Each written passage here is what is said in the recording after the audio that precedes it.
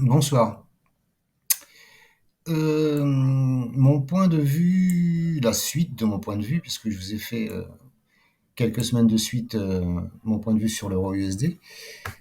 Et là, je pense que l'euro dollar est bien parti pour aller toucher les 1,17, hein. Les 1,17 qui correspondent donc à, bah, c'est la moyenne à 100 hebdo ici, hein. Ça correspond à ça. Je voulais pas tracer là. Hop. Vous voyez, c'est sensiblement ça. Hop. Je pense que voilà, c'est bien parti. Regardez, les moyennes mobiles, elles sont à la baisse. La 50 a croisé la 100, la 20 a croisé la 200, la 7 on est dessous, la 7 là se met à plat, mais on est en dessous, donc c'est baissier.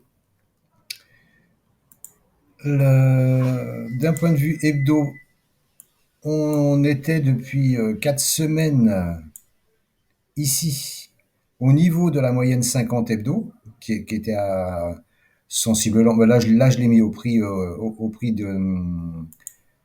actuel, hein, parce que hop, un 18,75, un 18,75. Donc, bon, les semaines d'avant, je sais plus à combien c'était, mais c'était sensiblement pareil, hein. Donc là, on était en dessous. Là, il y a cette semaine du 21 juin, on avait clôturé au-dessus. Et là, on était dessous, dessus, dessous, dessous. Et là, on s'enfonce sous la 50, hein. Et les 1,17 correspondent à la moyenne 100. Alors, regardez, hein, hop, voilà. La moyenne 100, elle est à 1,17 pile poil, hein. Donc, je pense que, voilà, la semaine prochaine, bah, pour cette semaine, c'est trop tard, hein. Mais il faut que les 1,18, ou alors si les 1,18 tiennent et ça rebondit sur les 1,18, peut-être que ça repartira, mais franchement, je pense pas.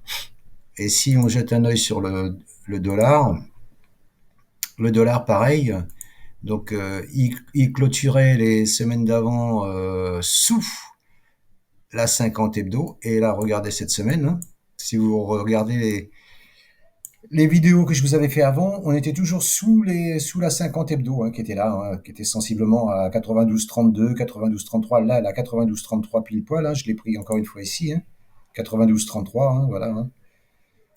Donc là, on l'a bien dépassé. Ça m'étonnerait que ce soir, on redescende pour clôturer dessous. Ça m'étonnerait, hein, tout est possible, mais ça m'étonnerait. Et je pense que la semaine prochaine, on va aller titiller les 80, les 93.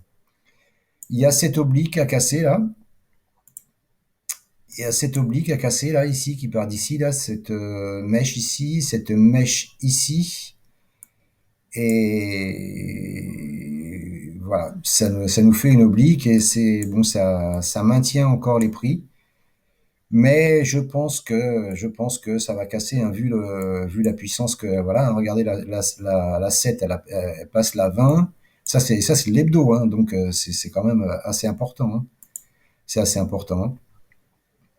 Et si on regarde en journalier, ben, c'est pas là, hop, journalier, et en journalier, bah, les moyennes mobiles, elles sont haussières, hein, c'est bon. La 7, elle est à plat, comme l'euro USD, hein, voilà, mais on est au-dessus. Et la 20 a tout traversé, la 50, la 100 et la 200. La 50 est au-dessus de la 100. C'est un signal haussier, hein. Voilà. Donc là, il n'y a plus qu'à clôturer au-dessus de cette oblique-là. Et je vous dis, je pense qu'on va aller titiller les 93 la semaine prochaine. Ce qui nous ramènera donc l'eurodoll à 1,17, bah, le bas de cette jambe de hausse là, ici. Ouais. Et il corrigera les 100% de sa jambe.